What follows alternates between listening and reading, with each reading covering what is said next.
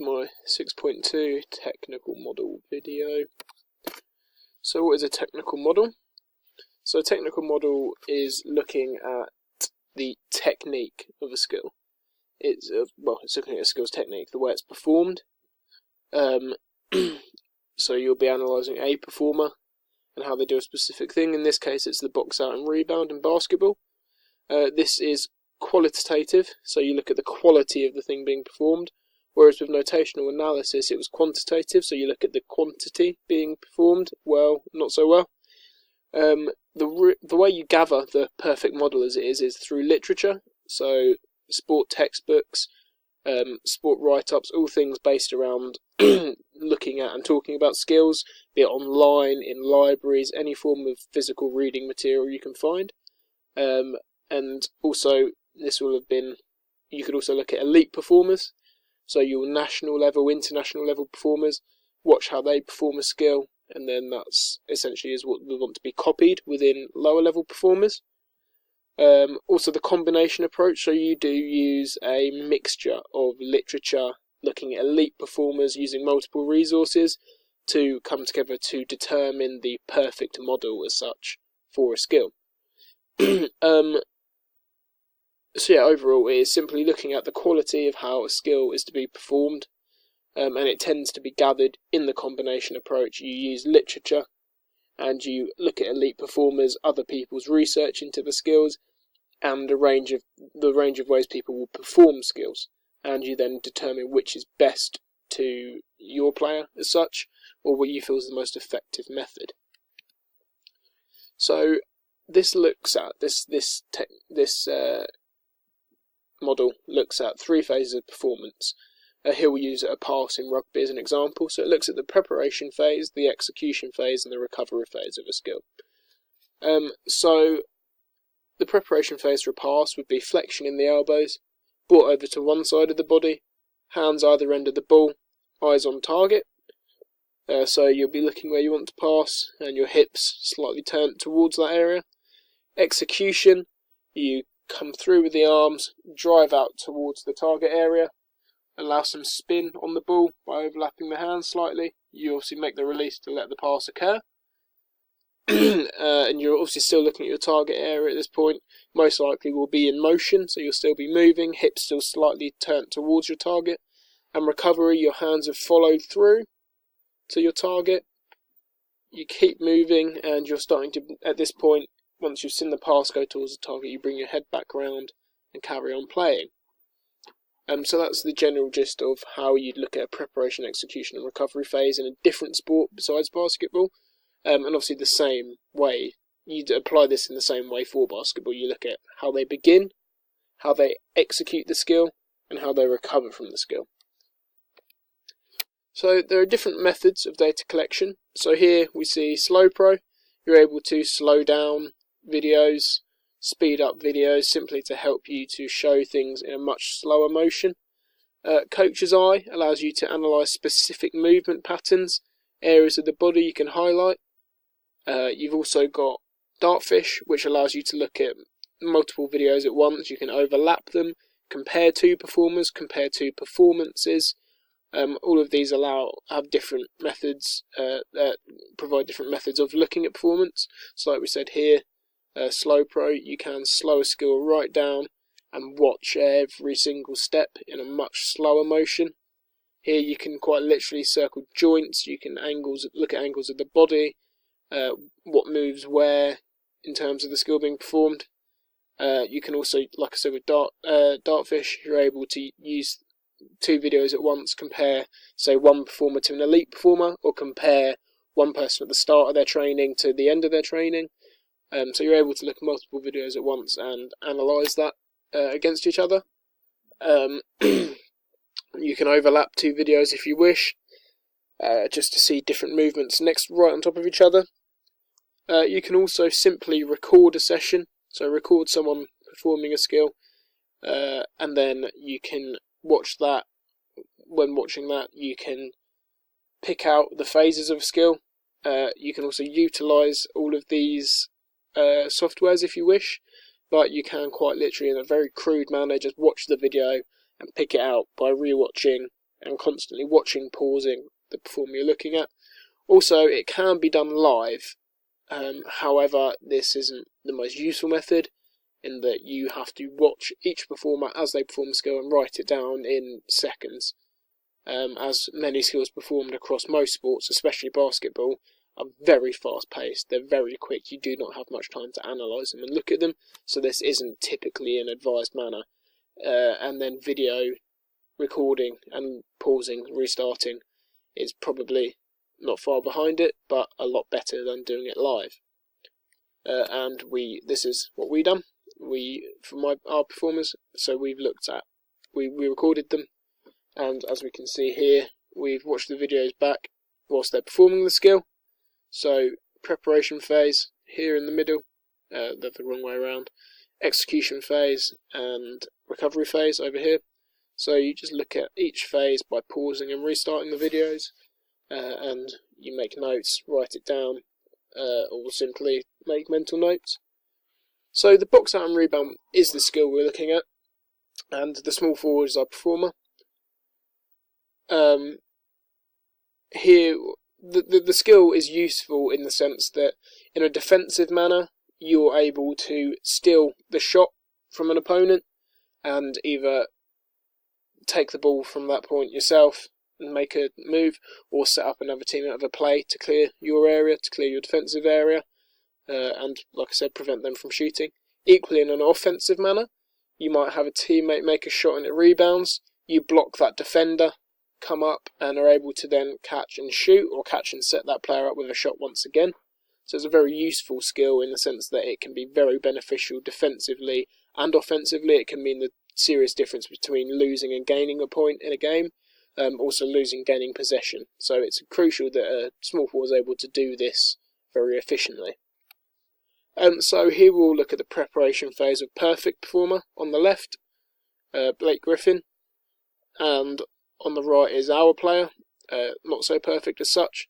So here in the preparation phase, contact must be maintained between the individual, so our performer let's say, and the opponent. Your eyes using your peripheral vision to focus on both the ball and the performer as it's leaving the shooter's or defender's hand, going for the basket. So you'll be looking at both, keep an eye on both. The contact is made so that when you eventually turn, you'll be able to the contact's made so that you're able to keep track of your opponent in case they leave your vision. You're constantly following your opponent's movements, and then you want to be setting yourself up. You pivot your foot, you want to pivot with the foot, keep the arm contact in, because at this point you'll be planting the foot and pivoting round so that your back is against the performer. You keep the arm on as you will no longer be able to see them. The ball becomes your focus, and you will just be following with the arm and using that to guide you around in their direction of movement. And you want a low and wide base of support, so feet spread, shoulder width maybe slightly wider, and you want that flexion at the hips just to come down slightly, so you're a lot more balanced, a lot more stable. It means they aren't able to push you over. Equally, it means you're a much wider block against them, a much wider fence against them. So if you look at our player here, however, he maintains contact very well, and you can see he's ready to set the pivot with his foot. However, he's not necessarily blocking the opponent very well here, in the sense that he's quite face-to-face with him. He maintained this sort of posture throughout. He's got very narrow base of support and he's stood up quite straight. Little amount of flexion going on within the knees and hips. So he's got quite a narrow body shape here, meaning his balance may not be very useful. He is, however, focusing on the ball at this point. You might just get some peripheral vision on his opponent, maybe would need a bit more at this point, but he's got the focus on the ball and he's got the contact, so he'll be able to see. But however, he does need to be using that wide body position and be a lot more coming around to the ball a lot more, rather than keeping that face-on position with the opponent. So here, the execution phase, as we see on the left, perfectly, you'd make a 2-foot jump, you'd release your contact very quickly, 2-foot jump up to the ball, very explosive upwards drive. You want a 2-hand catch on the ball and grip tightly, and as you're coming down, you want to be looking for your opportunity, and in the air you want to be turning away from your opposition, bringing the ball to the chin if you can. You're going to start bringing the ball down towards the chin at this point while you're in the air and trying to turn away from your opponent. And remember that two-hand catch, so you're gripping well. However, you look at our player, there is no jump. They've caught from a bounce, so the ball's very low still. They've got zero way of knowing where the opposition is at this point, and they're not in the air looking. They aren't looking for their teammate here. They aren't looking to see where they can go. There's no upwards movement. The ball's stretched right out down here, meaning there's not a good grip on the ball. It's not going to be very stable in his hands. The opponent could essentially come round and steal the ball and set up a shot, or simply move down court, whatever needs to be done. And yeah, as I said, he's not bringing the ball to his chin. It's very far away from his body. He has got the two-hand catch, which is probably the only correct part of this. And yeah, like I said, he's not looking for his teammate here at all. So, can't be sure what his next move is going to be. Recovery phase. So here is when you want to have landed from the jump. Perfect technique as such. Landed from the jump, you want to be turned away from your opponent. Maybe still have them in some level of your peripheral vision, but your main focus is going to be on where you're going or where your teammate's going to either pass or evade this opponent over here. So the ball needs to be tucked up by the chin at this point, so that it's much harder for the opponent to come around and grab, and it's at a much more strong point. It's a stronger point.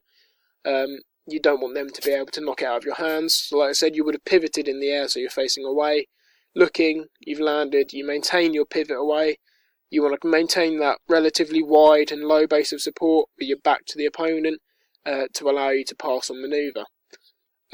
As we see with our player, however, they've landed, once caught the ball, so there was no jump, but they've kept their back to the opponent, and they've brought the ball in, maybe not to chin, and the grip might be a little bit off, and they have actually here not used their teammate. They've started to move over towards the basket, but where they're so close already, they're not going to be able to set themselves up with a shot, so they're actually losing space on the court here, and this opponent will then be able to prevent anything going on between the two players here. So essentially, in his recovery phase, it's very poor. Yes, he's away from the opposition, which is good, but he's not ready to play with his teammate here. He's not got any set plays up. He's not going to have space to shoot. And essentially it's going to be very easy for this opponent to come in and interfere, if not regain the ball. So, overall, this model is very good in that it can be broken down into phases. So you can look at precise sections of a skill, and also you can gather fine detail in the coaching points. So you can break down each phase.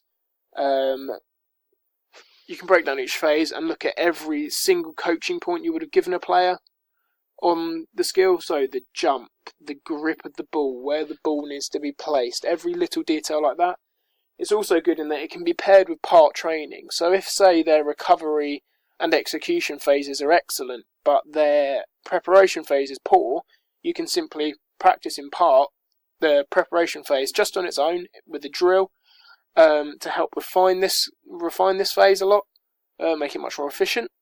So that's quite useful. And also when recording and using software, you can film it and then you'll be able to replay it over and over, after training, before training, compare performances, visual guidance as such. You can show them where they're going wrong.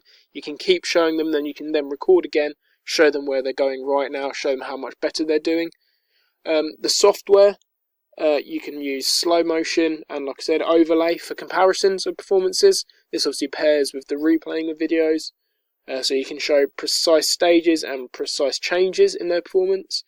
And this whole model itself is excellent in that it says why there are errors, where errors are occurring, why a skill might not be working.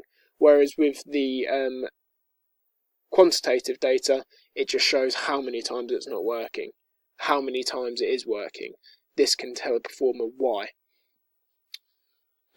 So with the disadvantages, in order to do it live, it's very difficult, especially with the fast-paced games. You need a lot of expertise in it. You need experience in the game to know what you're looking for. Even then, it's very difficult.